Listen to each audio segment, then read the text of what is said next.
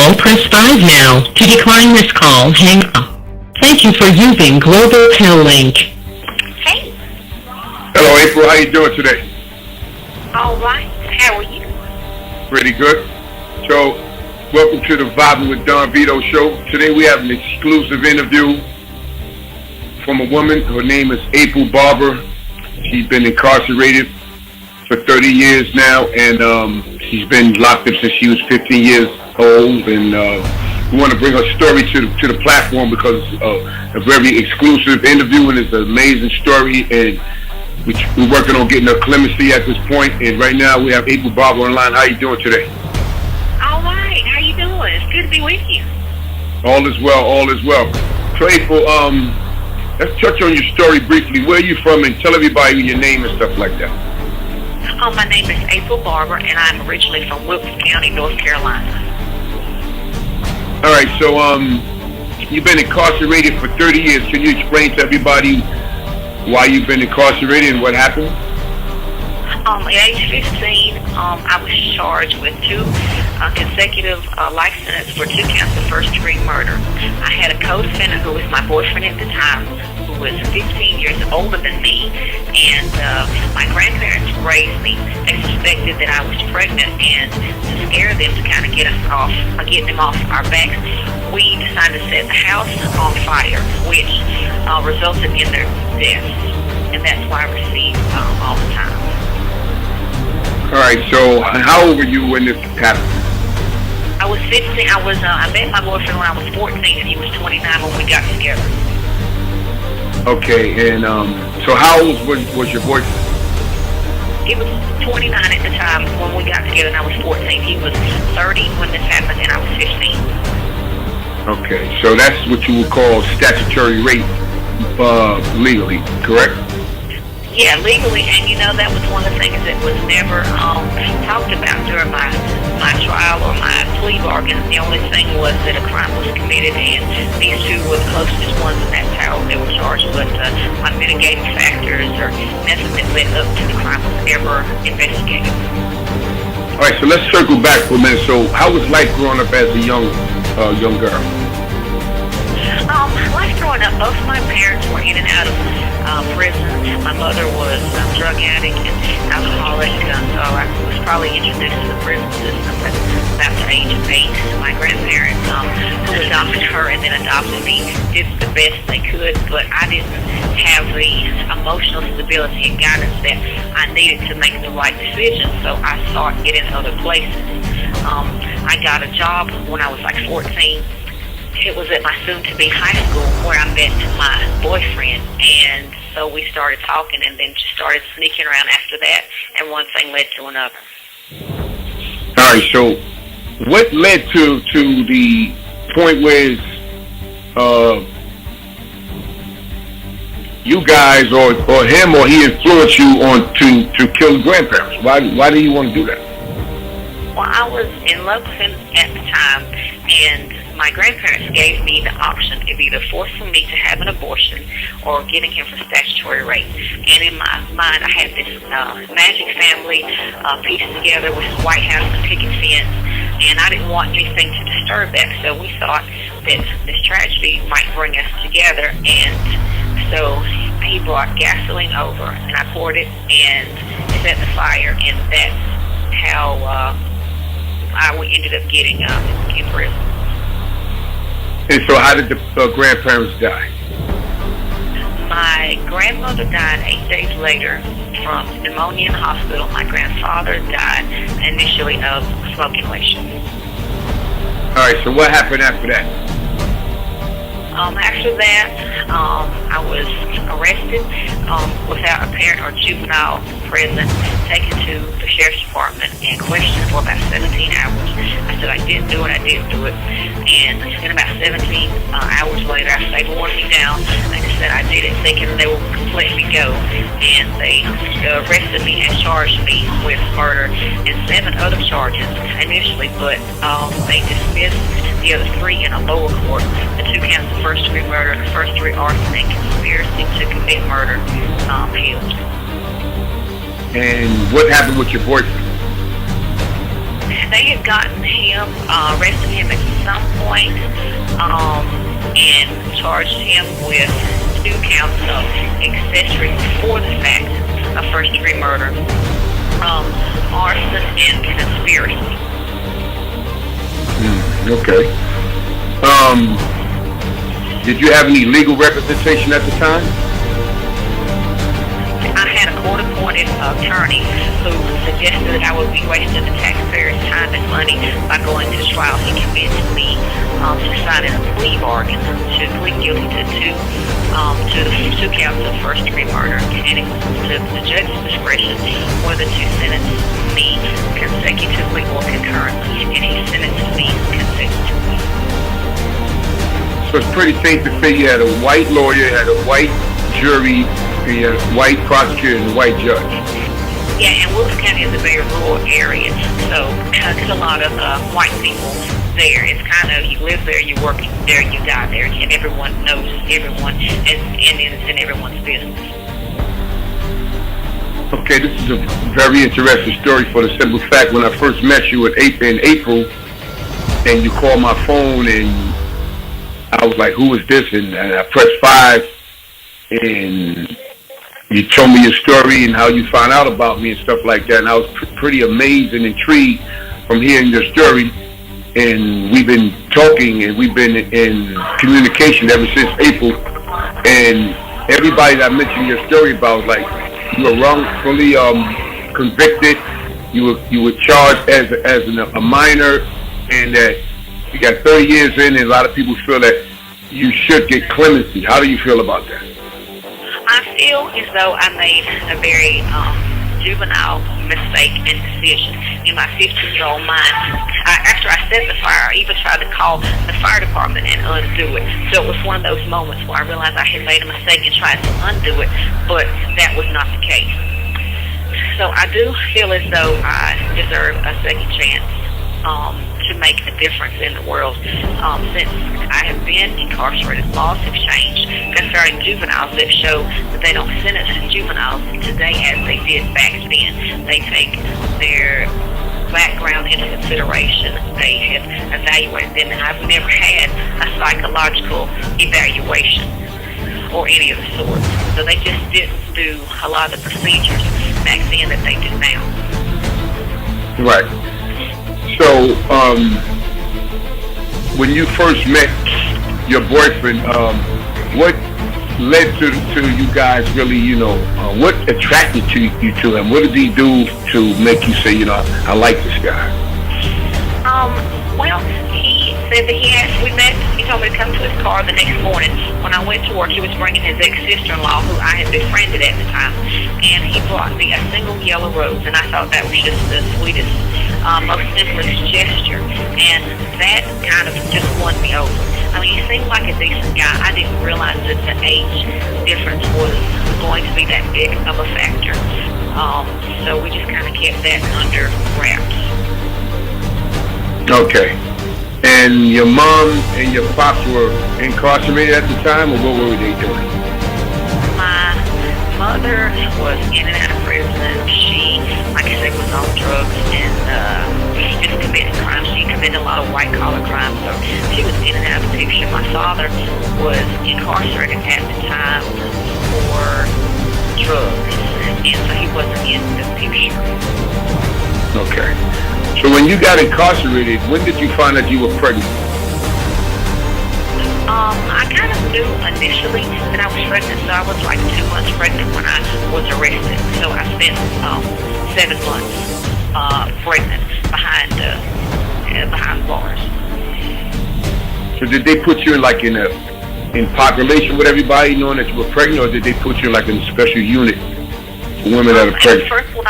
At first when I was pregnant, I was isolated due to my age and pregnancy. But once I had the baby, I did go at 16. I went into regular population with adults. So they don't discriminate regardless of how old you are. If you were 16 and above, you're housed with adults, with adult women, and exposed to a lot of things that you would not normally be exposed to at 16.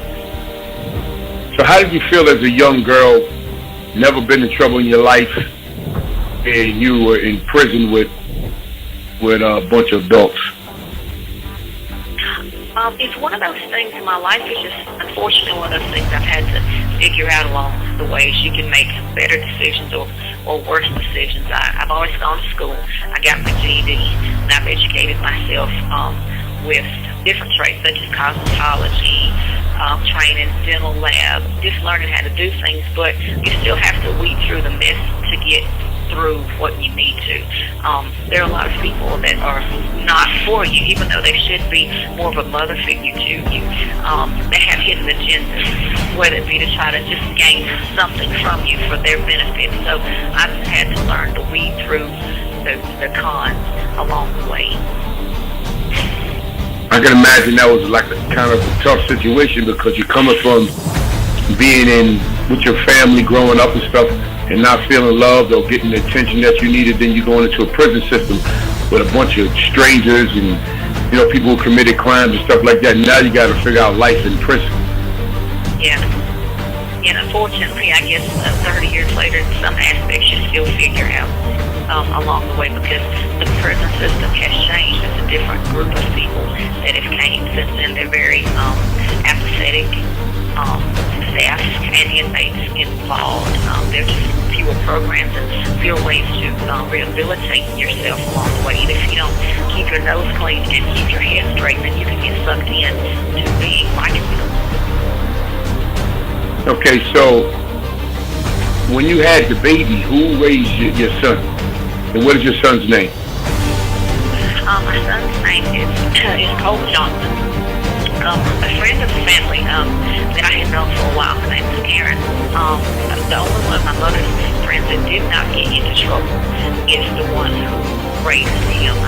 Her son and I are very distant cousins, so I knew him, and she has mixed children. So I thought that he would fit in their family and not be ostracized by the rest of the world. Okay, and how often did you see your son while you were incarcerated? For the first few years, she did try to bring him to see me and his father, but then she started going through financial issues and just issues of her own. So I went for about a 4-year period where we lost contact. Her issues trickled into my issues, and I didn't know where he was or how to get in touch with him for about 4 years. And when I did end up with his address and number, she would shun me or not accept calls or just not right, and it was a very difficult period. Wow. Did it make you feel like she was trying to keep your baby? It makes you feel like sometimes people don't realize when they raise other people's children, they have to keep in mind that they are just that, other people's children. At first, I thought she was doing a good job, but then I felt like she had a hidden agenda. I felt like perhaps her agenda had to do with money, because the state would furnish certain monetary supplies for him, and being if she had financial issues of her own, she could use him as leverage to gain more support to help her family get what they needed. And I kind of felt like if I tried to intervene, that she felt like I was trying to take away part of her livelihood. Okay. So, where is Colt's dad now? Is he still locked up?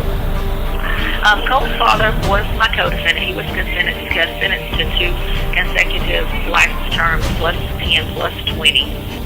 But he contracted hepatitis C, or it's one of those diseases that's like dormant. You have 60 seconds remaining. So actually, when Colt was 8, his father died in prison of hepatitis C, liver failure.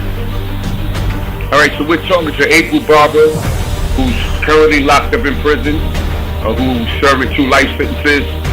Okay, she's seeking clemency.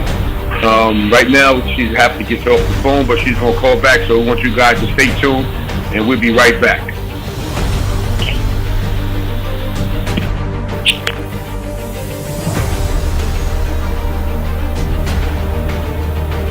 This call, press 5 now. To decline, thank you for using Global Tel Link.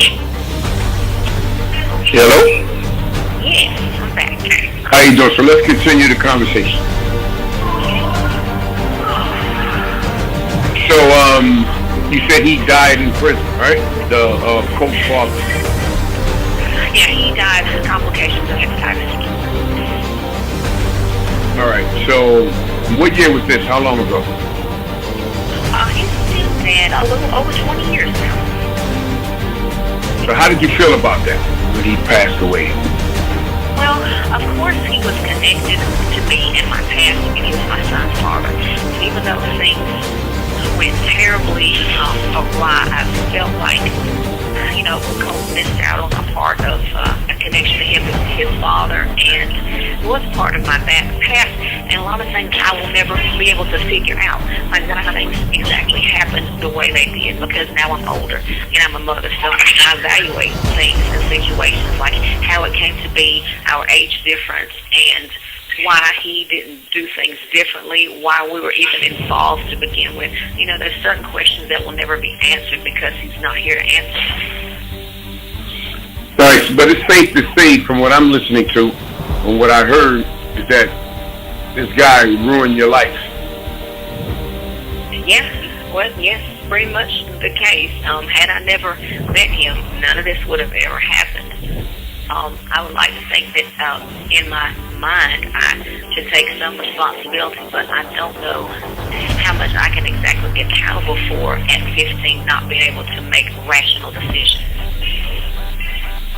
And I feel the same way. You have an older white man with a young black teenage girl, and he came into your life, he seduced you, and he made you feel like he loved you. You accepted it for the reasons that you spoke about, and now you're in prison, and you served. You got like 30 years in, and you're seeking clemency, and it's a bad look as far as the court system and the legal system and stuff like that. Like, I just felt they did you an injustice. How you feel about that? I do feel like a lot of people let me down judicially. Like I said, certain things were not taken into account. Why things led up to the way they were, even during incarceration. I'm not eligible for parole until the age of 55. I'm not even eligible to be considered until 2031. I have to do a 40-year mandatory, and that doesn't even give me an opportunity to show growth and rehabilitation before I enter my retirement age. Wow. So let's speak about some of the things you accomplished and achieved while you've been in the prison system. So what have you done to rehabilitate yourself? Beginning with my GED, there's something, after that, there's something called dental lab. So I got a diploma in removable dentures and prosthodontics. So there are a lot of people that work in dental labs that I have been incarcerated with, so I can use that platform. I completed cosmetology and got my license in that. I have certified, I got a diploma in computer information systems, so I'm skilled in secretarial work. I have completed an individual course as far as a paralegal, so I've completed that course.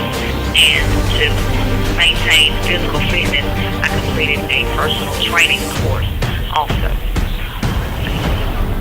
Wow, so you've done a lot since you've been in there. I mean, if you were released tomorrow, you can get a job tomorrow, is the way I see it. Yeah, I don't think that employment would be an issue for me. It's just getting to the employment that is the issue. All right, so as far as clemency, what steps have you taken to try to get granted clemency? I found an attorney about 6 years ago who filed clemency several years later. There's certain time frames and certain steps you have to take, and I filed before COVID, which was back in March. So my clemency paperwork is actually sitting on my governor's desk. It's a matter of him getting to that, letting me know what the date of the hearing will be, and the decision that he'll make after that. He has the potential to completely release me. He can commute my sentences to concurrent. He can change it to years. There's several options that he can do, but with the time that I have served and with my accomplishments and my record, because I have been remained infraction-free and out of trouble for the past 15 years, there's no reason why I feel like he should not grant me clemency so I can begin to work and be able to make some sense of stability and normalcy before I get too old to be able to do so. Okay, great. So have you written any books, or have you been on any interviews since you've been incarcerated? I have done several interviews. I have done several TV and radio and newspaper articles and interviews, trying to bring awareness to my case because it is different. It is a different type of situation. To maintain positivity, I have written a couple of books. One is a meditation, 31 Days of Growth and Reflection. It's a 31-day meditative journal. Meditation is one of the things that I use to help cope with life behind bars. I also wrote a short novella called Memoirs of Susan, which was about the tumultuous relationship that my mother and I had. Sounds interesting. I'm in the process of working on an autobiography. So whenever that's complete, I hope to be able to have that out soon also. Okay. And when did you do the interview with the news channels? The Greensboro News and Record, that was probably about 2014 or 15 that I did that one. Done radio interviews with Peacock Project. There was a magazine called State vs. Us magazine where I done an interview with that.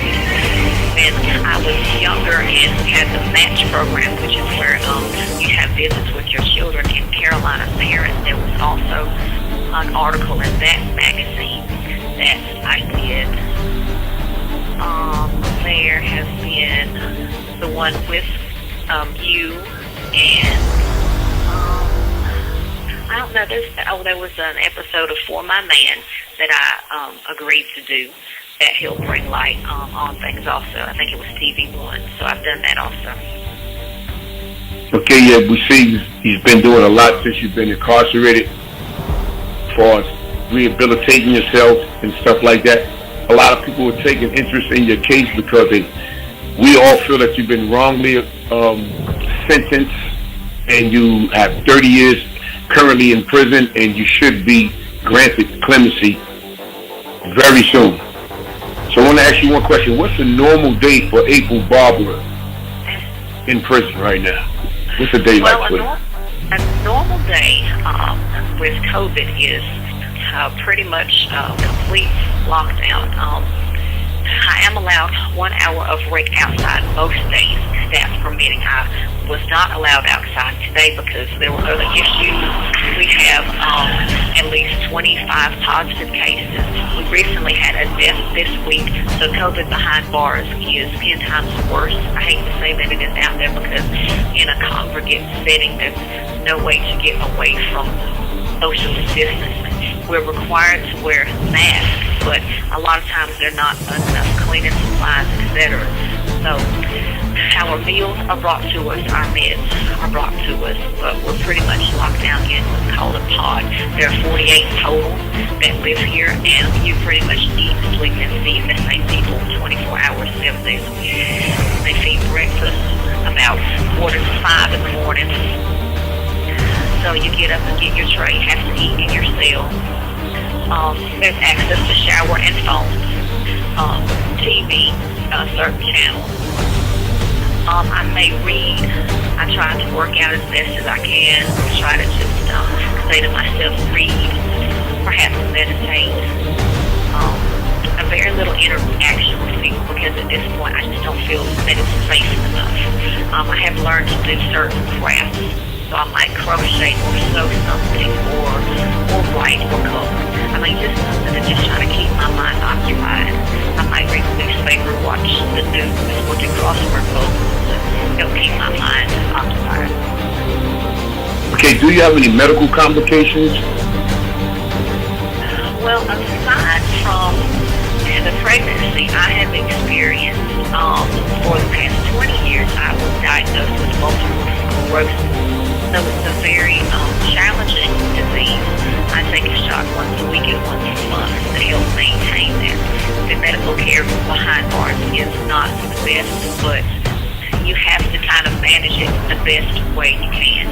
I am fortunate enough to receive medicine, but it's almost $80,000 a year, and the state would be in their best interest to release me, to allow me to get the Medicaid and other means that I would need out there, because I have to see a neurologist once a year. I have to get annual MRIs, these various things. And now that I'm older, I've even started to have to get mammograms, something as simple as that. Those costs are not cheap.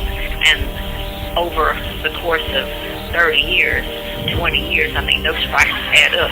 I probably owe in excess, just dealing with my MS, about $1.5 million so far. Wow. So there's a message you would like to say to the world, because the world is going to be listening to this interview once we're done.